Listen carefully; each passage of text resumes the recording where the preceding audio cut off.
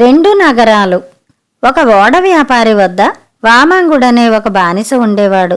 వామాంగుడు తన వ్యాపారంలో ఎంతో సహాయపడి లాభాలు సమకూర్చి పెట్టటం చేత యజమాని అతనికి స్వేచ్ఛ ఇస్తూ, నా ఓడల్లో ఒకటి తీసుకుని స్వతంత్రంగా వర్తకం సాగించి బాగుపడు అన్నాడు. వామాంగుడి తొలి వర్తక ప్రయాణం అచ్చిరాలేదు. సముద్ర మధ్యంలో తుఫాను వచ్చి సరుకులన్నిటితో సహా అతని ఓడ మునిగిపోయింది. నావికులంతా సముద్రం పాలయ్యారు. వామాంగుడు మాత్రం ఈదుకుంటూ వెళ్ళి ఒక తీరాన్ని చేరుకున్నాడు. అది ఒక చిన్న ద్వీపం. వామాంగుడు ద్వీపంలోకి ప్రవేశించి కొంత దూరం నడిచి అందమైన ఒక పెద్ద నగరం చేరుకున్నాడు. నగర వీధుల నిండా జనమున్నారు. వారు తన కోసమే గుంపులుగా కూడినట్టు వామాంగుడికి అనిపించింది.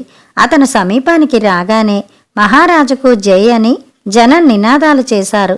ఇది చూసి వామాంగుడు మరింత ఆశ్చర్యపడి, వీళ్ళు నన్ను చూసి మరొకరని భ్రమపడుతున్నట్టున్నారు అనుకున్నాడు.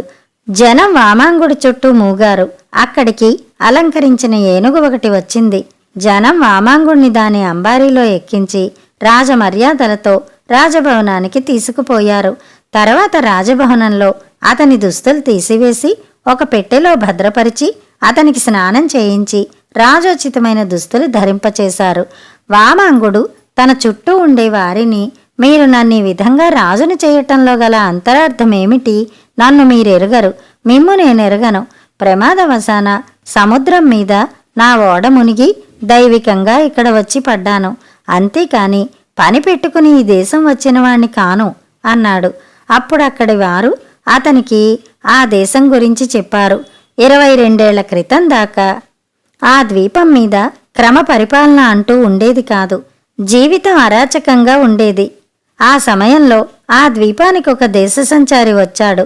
ఒక రాజు ఉండి శాసించినట్టయితే జీవితం క్రమబద్ధంగా అభివృద్ధి చెందుతుందని, రాజశాసనం ద్వారా పైకి వచ్చిన దేశాలెన్నో ఉన్నాయని, రాజు నిరంకుశుడై ప్రజలను పీడించకుండా ఉండాలంటే ఏడాది కాగానే ఉన్న రాజును తొలగించి కొత్త రాజును పెట్టుకోవచ్చునని, రాజు ప్రజల్లో ఒకడుగా ఉండేదానికన్నా పైవాడైతే పరిపాలన నిష్పక్షపాతంగా ఉంటుందని ఆ దేశ సంచారి చెప్పాడు. అది మొదలు అక్కడి వాళ్ళు యాదృచ్ఛికంగా తమ ద్వీపానికి వచ్చేవాణ్ణి రాజుగా చేసుకుని అతన్ని పరిపాలించనిస్తున్నారు. ఏడాది పూర్తి కాగానే రాజును తొలగించి సమీపంలో ఉండే అరణ్యంలోకి పంపేసి కొత్తవాడి కోసం ఎదురుచూస్తారు. అరణ్యానికి పంపబడ్డవాడు ఎలా బ్రతుకుతాడో ప్రజలకు ఏమాత్రం పట్టదు. ఈ విధంగా ఆ ద్వీపానికి ఇంతవరకు 22 రాజులయ్యారు. వామాంగుడు 23వ రాజు. వామాంగుడికి తనకు పట్టిన రాజయోగం గురించి సంతోషం కన్నా ఏడాది అయ్యాక పట్టబోయే అరణ్యవాసం గురించి శ్రద్ధ ఎక్కువ కలిగింది. అతను కొందరు భటులను వెంట పెట్టుకుని అరణ్యానికి పోగోరాడు. ఈ ద్వీపానికి దగ్గరలోనే మరొక ద్వీపం పైన ఆ అరణ్యం ఉంది. అక్కడికి పడవల్లో వెళ్ళాలి. వామాంగుడు భటులు వెంటరాగా పడవల్లో అరణ్యం చేరాడు. తర్వాత 4 రోజులు అక్కడే ఉండి అరణ్యాన్ని ఆమూలాగ్రం జాగ్రత్తగా పరిశీలించాడు. అందులో మనుషులు జీవించడం కష్టం. అయితే అక్కడ మంచి కలప, పంటలు పండించేందుకు కావలసినంత సారవంతమైన భూమి ఉంది. అడవి చెట్లన్నీ కొట్టించి అక్కడ మంచి నగరం నిర్మించవచ్చు.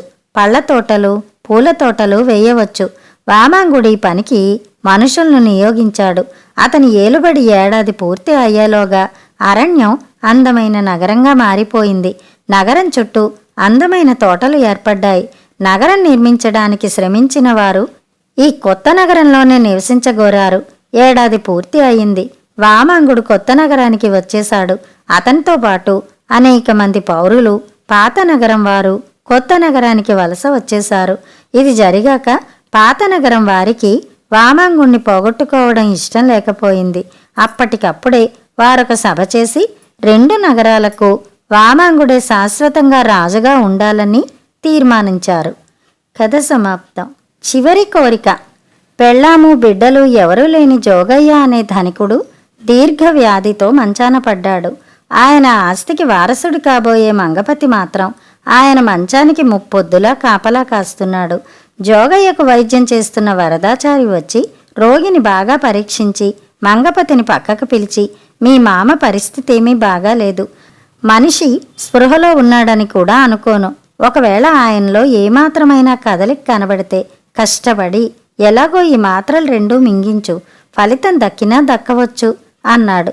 వైద్యుడు అటు వెళ్ళగానే జోగయ్య కళ్ళు తెరిచి మంగపతిని దగ్గరికి పిలిచి ఆస్తిపాస్తులు సంపాదించడం ఎంత కష్టమో వాటిని నిలబెట్టుకోవడం కూడా అంత కష్టమేనంటూ హీనస్వరంతో ఏవేవో చెప్పసాగాడు. మంగపతి అతి విచారంగా ముఖం పెట్టి, అవన్నీ ఇప్పుడెందుకు మావయ్య, నీకేమైనా తీరని కోరిక ఉంటే చెప్పు, ఇప్పుడు నువ్వున్న పరిస్థితుల్లో అలాంటి కోరిక ఏమైనా ఉంటే దాన్ని తీర్చడం నా బాధ్యత అన్నాడు. జోగయ్య ఒక్క క్షణం ఆగి, ఆ వరదాచారి గారు 2 మాత్రలు ఇచ్చి వెళ్ళాడు కదా, వాటిని నువ్వు ఈ పరిస్థితిలో నా నోట్లో వేసి చూడ్డం కన్నా నేను కోరుకునేదేముంటుంది అన్నాడు. మంగపతికి నోట మాట రాలేదు. కథ సమాప్తం. కథలు కంచికి, మనం ఇంటికి.